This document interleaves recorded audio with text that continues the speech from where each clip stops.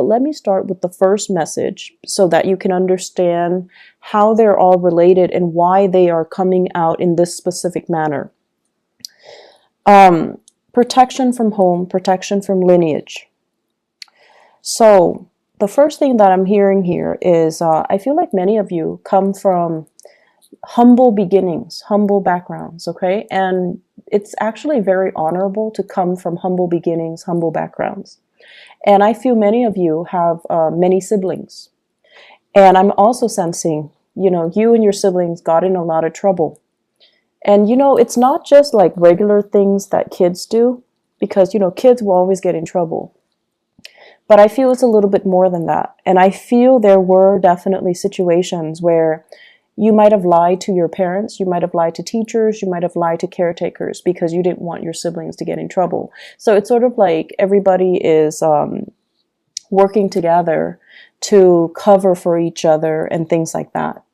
So I feel like, you know, through that process and the environment that you grew up in, it might not have been the most stable, even the most loving, okay? So I feel like there were definitely a lot of anxiety that you've had regarding caretakers.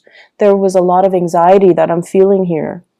And what I mean here is that you felt the need to protect, either protecting your siblings or protecting yourself from some type of the environment that you were in. And so what I'm also sensing as well is, you know, especially if you've behaved in a way where you got in trouble a lot, I feel like you had a lot of divine protection to kind of help you get out of those situations. And I also feel for many of you, it was a series of, you know, getting into trouble. And you had divine protection to kind of get you out of those sticky, dicey situations. And what I'm sensing here is a lot of the times we have divine protection because we need it, because we're prone to either making bad decisions, or we're prone to being careless, or we're prone to losing our sense of direction or veering off track away from what our moral compass is telling us. So this is a month where you kind of need to realign yourself, and you kind of need to figure out, am I in danger of, you know, going astray? Am I in danger of overindulging? Am I in danger in any reason, like in any situation? Are there things that I need to be mindful about? Am I veering off track? Okay. So those are the main messages that is coming through to kind of guide you. And I'm also sensing as well, you know, growing up, you might have had people that looked out for you, right? You might have had people that looked out for you. So they're saying here, protection from home, protection from lineage. And once again, it might have been siblings. It might have been people that you were really close to, that you consider to be family. But at the same time, it's like constantly getting each other out of trouble or looking out for each other can, in some situations, be enabling. So you want to be very careful about identifying, you know, the fine line between enabling somebody and protecting somebody. So I see that concept coming in. I'm seeing some of you at work doing this same thing with your coworkers, helping to cover somebody who's making a mistake. You don't want them to get fired. You don't want them to get in trouble. So you cover for them. Okay? And then you're covering for them when things are too busy and they don't have time to eat their lunch, they're hungry or whatever, and you're covering for them. And that's fine. In the short run, that's fine. But in the long run, make sure that you're doing that for the right people, mainly because if you're constantly covering for somebody, they don't learn. And when they make the big mistakes and you're not there to cover for them, what exactly is going to happen? So you want to be a little bit conscientious about that. I see some of you as well. They're saying letting others feed. So I feel like that message denotes a lot of self-control, a lot of restraint from your end, which is really, really admirable. And I'm feeling many of you as well, you know, being caretaker, being in positions where it's almost like you have to make these difficult choices regarding, you know, do I sacrifice this at the expense of this? So it's like you're making these really tough calls, and it's like you're stuck between a rock and a hard place, and you don't flinch. You're making these really difficult decisions, and I feel like it can really, you know, for a different sign, it can really break them. But I feel like for you, you're so, in a way, unfeeling about it. Like you tried so hard to detach yourself emotionally from the decision making process that to you it's like, yes, it's a rock, between a rock and a hard place, but somebody's got to make this decision, or you know, somebody's got to do it. So I see you having to be put in positions where you are doing these things that it can feel very, very defeating, like making these really, really tough decisions.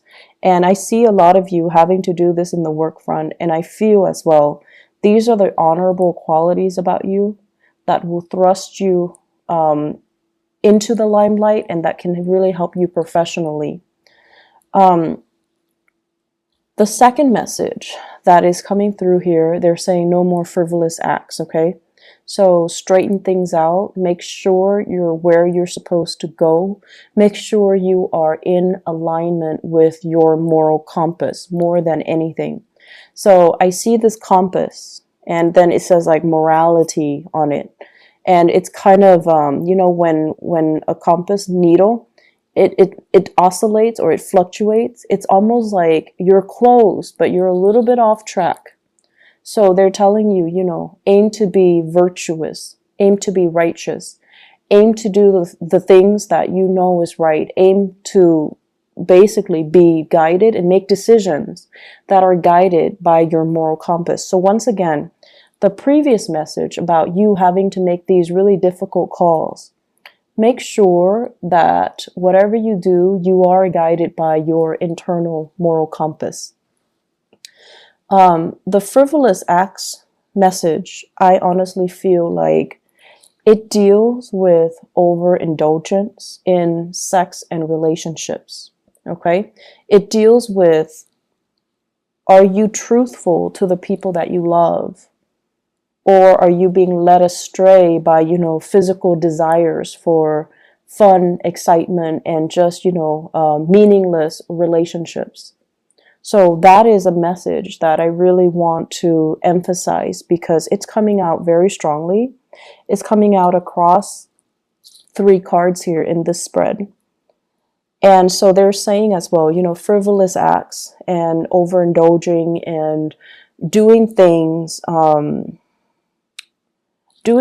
based on our baser desires rather than from spiritual enlightenment. So I do see a lot of drinking, spending, you know, all night drinking and then making bad decisions. I do see people with a lot of relationship partners. So I would really, really urge you, be careful about protection. Be careful about shielding yourself from, you know, negative energies. Be careful as well that you don't end up, you know, like drinking the night away and then waking up next to a stranger and not using protection. So, you know, things like that. And I'm not going to go into that in further. So just please be careful for this month. It is still Mercury retrograde until the 15th. I believe is the 15th. And it's a prime time for us to do things in a more reckless manner. And it's a prime time for us to make mistakes, okay? In order to even miscommunicate, misunderstand, and do things that we normally wouldn't do. So it's a good time for you to be extra careful if you are sleeping around, if you are, you know, running around, having multiple relationships and with people that you don't know very well. So just please be careful about that. All right. So try to steer yourself on the right path and whatever vows you make to your relationship partner, make sure you honor them. Make sure you honor them, okay? The third message here deals with a pot of money, okay? So like it's basically a pot of money. And what I see here is I'm feeling for some of you, the work situation is going swimmingly well. It's going really, really well. Many of you are able to travel, are able to see the world, are able to save up quite a bit of money, are able to kind of, have the lifestyle that you want because of your financial situation. Things are going really well for you guys. Many of you are also business owners. And I feel like you might be an associate, or you might even have a business partner. And so the two of you, or the three of you, or, the group of you, you're accumulating quite a bit of money. And you're busy. You're really, really busy. It's like money is coming in faster than you can spend. But on top of that, you're so busy that you're not really spending it. So it's growing, it's accumulating, and it's just sitting there. So you're in a very, very good space financially.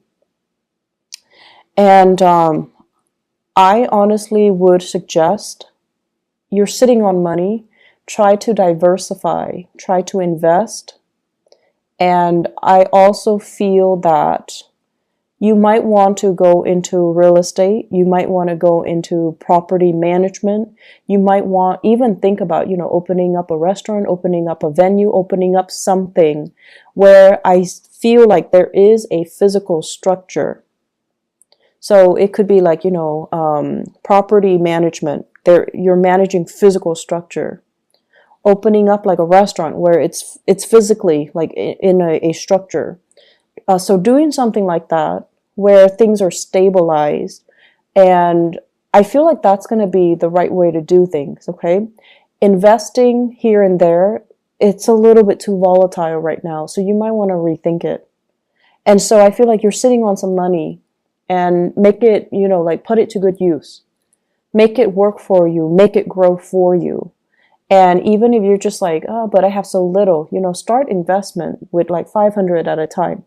So you might not have, the 10,000 that you're hoping for a down payment, or even to start investing. Start investing it in some way, somehow. Start early, okay?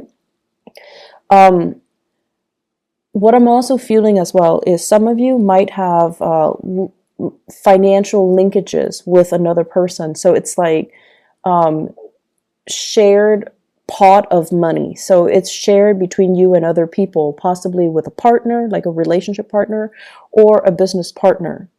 And I feel like, things cannot, like you can't make the decision unilaterally without their consent or without their input. So you're trying to decide what to do with the money. And I'm also sensing some of you, it's just like sitting there. It's not really being utilized to its full potential.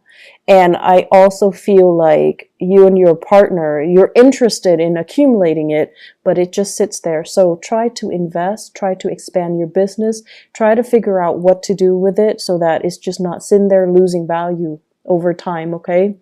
I see that happening, and I feel like you're better off doing something right now. And, it's funny because it is Mercury in retrograde, but I feel like, having these discussions so that you can start planning things out and start doing things, it's actually more favorable for you guys during this time. I'm also feeling as well, many of you have worked really, really hard for your financial situation to be really stable right now. So it wasn't just, handed to you on a silver platter. And I also feel because you've worked really, really hard, you're being quite conservative when it comes to your spending, being quite conservative when it comes to not taking risks with your money, which is also really good. But I feel like the market is supporting that right now. So you might want to do a little bit more research, okay? Do a little bit more research and feel a little bit safer to spend, because I feel like it's a good time for investment opportunities. It's a good time for you to actually go for it. So whatever you've been thinking about for the past 3 years, definitely go for it, and don't shortchange yourself anymore invest in yourself. So some of you possibly could be thinking about taking a really big course. Like I'm seeing a lot of realtors. I'm also seeing people who are interested in like the hospitality and the restaurant types of businesses, where you might have to take like a course, you might have to take a training course, you might have to take an initial, course to do something, right? And you're just like, I don't know, it's a lot of money, like the enrollment fees are high, and you've been talking about it and mulling it over, but you're just like, I don't know if it's worth it. I don't know if I have the money right now. I feel that the money is there, and it actually is a really good time for you to start investing, okay? What I'm feeling as well, there is an air sign here in your work sector.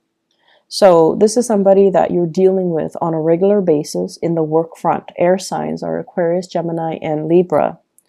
And I see a more, Aquarius is a masculine sign.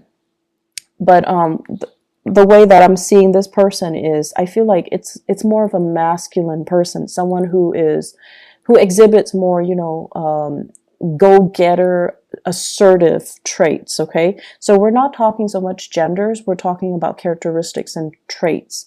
And this is somebody that is like a no BSer. If they catch you lying to them or shortchanging them or being deceitful or being evasive, they're going to get very aggressive, and they don't take no for an answer. It's somebody who's very, they're like a hawk, and they know how to dig for answers. They know exactly what they want. They go towards it, and they will, kind of slice through anything and anybody that is standing in their way. This is somebody that you actually admire, okay? You admire this person. And I honestly feel like you wish you could be like this person, but sometimes you get really annoyed by them because you feel like you feel like they're on this, moral high ground preaching to the choir, and you feel almost like it's hard for you to relate to them. And then I'm also sensing as well, this is somebody that is, they're very righteous. They do things because they adhere to that moral compass. And I do feel as well, there is this love-hate relationship happening between you and this person, where a big part of you wants to adhere to your sense of morality. And you see that the other person has gotten where they are because they adhere to that. But I also see you comparing your life to their life, and you're just like, but I have more money, and they're still struggling. And so there's this comparison. There's also this sense of like this love-hate, but admiration. You really admire this person. And, they do things by the book, and they're not going to let anybody, money, power, or, people's opinion of them, steer them away from their moral compass. And I feel like that is very admirable. And at the end of the day, that's the person that you aspire to be. And this concept of morality is coming out so strongly for this month. I just feel like you're going to be confronted with many ethical dilemmas. And what you do unfortunately, what you do can really set you up for, an accumulation of karma, good or bad. So I would urge you to really listen to that inner voice and to follow your moral compass, okay? You guys do have Saturn in your sign right now, and it will stay there roughly 2.5 to 3 years. So you want to make sure that you are clean. You want to make sure you do things the right way. You want to make sure you really, really, really follow your intuition, and especially that moral compass. Okay, Saturn is a planet of karma. It is also a taskmaster. It teaches us things that we don't want to deal with. it forces us to confront some important life lessons. And so what you do for this month, and especially in a Mercury retrograde period, it just feels to me to be very karmic. Mercury in retrograde, when secrets come spilling out. So what you do for this month is actually very, very important. So listen to that inner voice. Do the right thing. And obviously, you know, that's not going to apply to everybody. And just make sure you know where you stand. Make sure you know who you are. And make sure that you do things by the book. Okay? I guess we're moving on here to the last message, Temple of Power. Temple of Power. So I like this imagery because what I'm seeing here is I see this island. It's kind of like a moat. It's surrounded by water. It's cut off, and you know there's a bridge leading to the moat, and there's a temple, a fortified structure. It looks like a temple that's built on top of it. And I see you patrolling, walking back and forth, patrolling the perimeter, and you're kind of looking out. And you know there's only one way in, right? Like there's only one bridge over the water to get to where you are, but you're like obsessively just patrolling the area, looking out, just making sure that, you know, you're counting all the money in your vaults. You're looking out to make sure that no one is coming in to steal things from under you. So what this denotes to me is it's a fear of competition. It's a fear of losing everything that you've worked really, really hard to get at. Okay. And many of you, you guys are really, really hard workers. You guys work tirelessly to go after what you want. And I also feel as well, there's this sense that you really, really push yourself. And coupled with the first message about humble beginnings as well, you've gotten where you are today, mainly because I feel for many of you, you've had to make a lot of sacrifices. You had to make a lot of tough decisions. Oftentimes, they might not have been in alignment with your moral values, but you had to do them because you had to build this temple of power. And it's not just about the money. It's about challenging yourself. It's not just about, you know, I want to be successful and I want to be a millionaire or billionaire.